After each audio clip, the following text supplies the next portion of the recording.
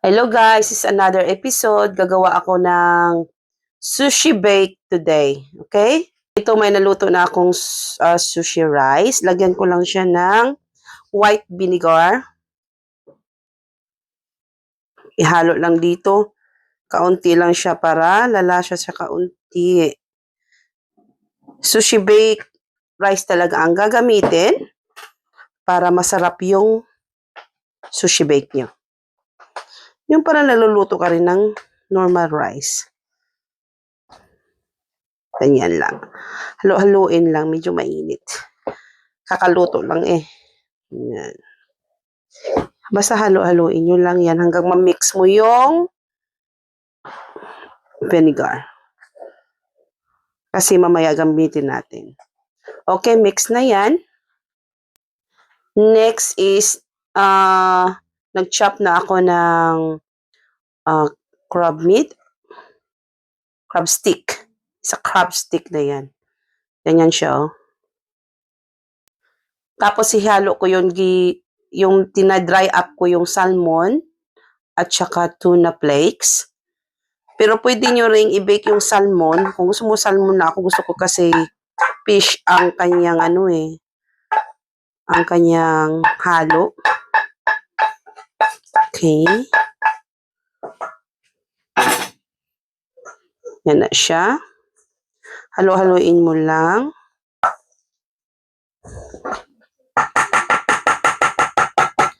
Then, gagamit ka ng mayonnaise. Any mayonnaise. Kailangan real mayonnaise. Ang hindi yung light mayonnaise. Haluan mo siya. Simple lang kaya ito, guys. Kayang-kaya nyo to. Ewan ko ba, ba't gustong-gusto ko kasi ito eh. Tapos, pagkatapos ng mayonnaise, gagamit din kayo ng soft cheese. Isang ganito na ang buong ginagamit ko para masarap siya.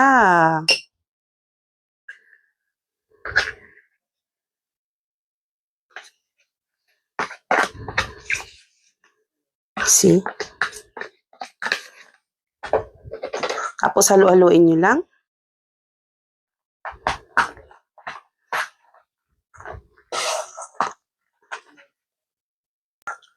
Hanggang mahalo nyo na siya, lagyan mo siya ng ito, kipwi. Masarap to, Japanese mayonnaise to siya. Not much, kaunti lang. Pangpalasa, kasi lalagyan pa siya mamaya pag bake. Halo-halo na rin.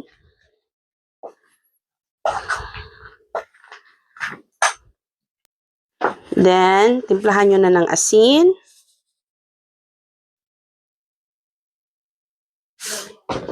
Tikman nyo ha, before nyo i-bake kung tama na sa lasa nyo.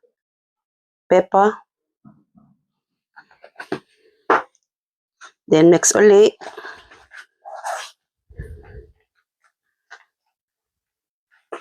Ito ng kalabasan. Diba? Ready na to ilagay sa rice. Sushi rice. Ilalatag ko siya sa may parang baking pan. Okay, dito ipaplat ko yung rice. Yung manipis lang, wag masyadong kapalan. Para mamaya, pagkain mo, kasama na yung dried sushi flakes. Masarap na siya, hindi siya makapal pag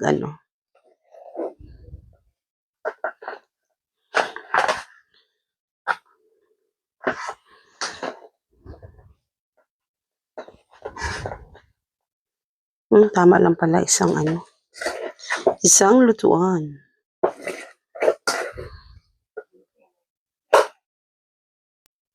I-flatten nyo lang yung rice. Kasi ilagay nyo yung yung palaman.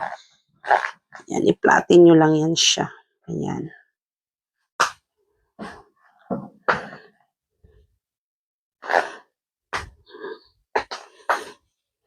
Okay.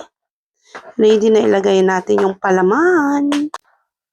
Okay, lagay ko na yung palaman. Ganyan lang siya ang pagkalagay niyan.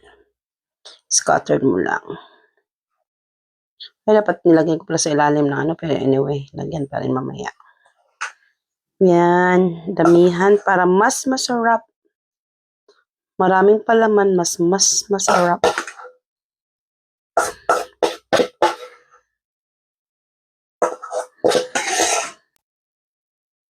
Spread mo lang. Yan.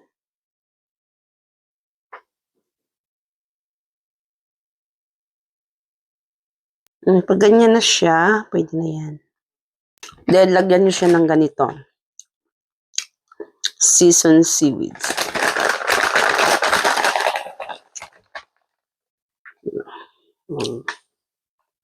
Dapat kanina pala sa ilalim. Nakalimutan mo. Sige, anyway, pwede na rin yan.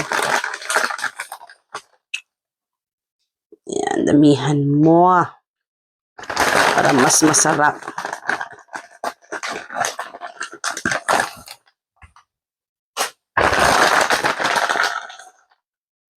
Kalat mo lang. Yan, ganyan sa gilid-gilid.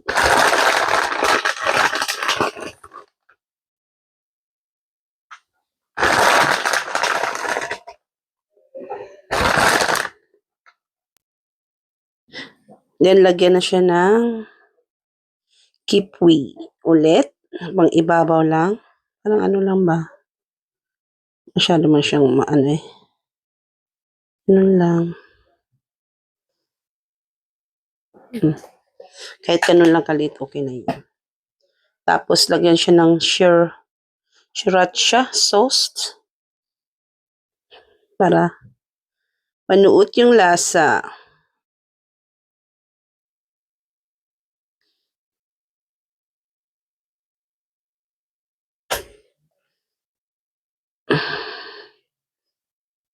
Okay.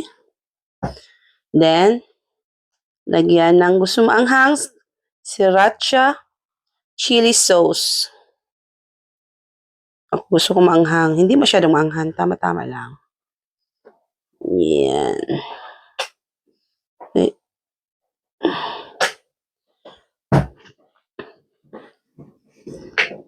Then, lagyan siya ng ketchup. Ay. Masyadong malabnaw ang ketchup. Then, sprinkle uli siya ng, meron akong binili dito ng mga toppings. Optional lang to ha, pero sa akin is lagyan siya para mas ano talaga. Ibuhos mo na kung gusto mong masarap yung kakainin mo.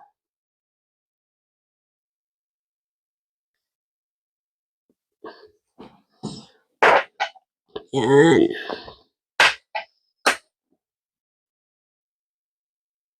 Japanese pala to, Japanese. Ay! Nako, hindi nasarap pala. Oh, yan. Yes.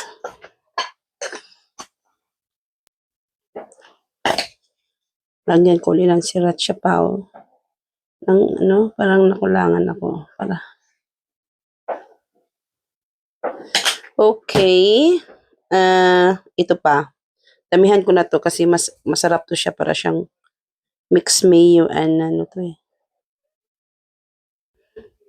Ganun lang. Kahit anong lang forma ang gagawin mo basta.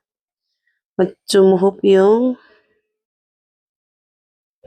Okay, ready na yan for bake. Then, ilagay na natin ito sa oven. I-on lang natin mga 200 for 10 minutes. Oh. Okay, ready na yan.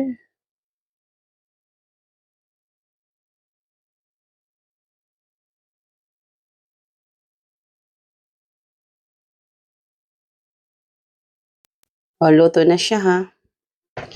At subukan na natin. Ang gamit ko ay binili ko siya sa Costco. Dried seaweeds. Seasoned seaweeds. Ay, sarap to. Bantigas. Ba't ganyan? Guntingin na nga. Alright.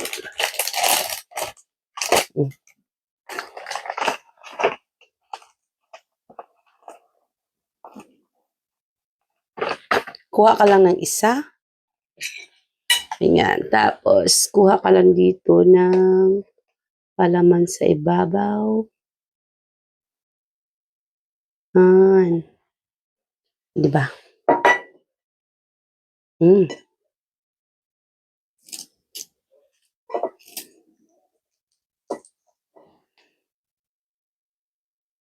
Kain. Sarap. Ang sarap guys, subukan nyo. Sarap. Sarap siya, subukan nyo talaga. Madali lang talaga siyang gagawin. Kumpleto ng ingredient, madaling gagawin. Yun lang, bye-bye.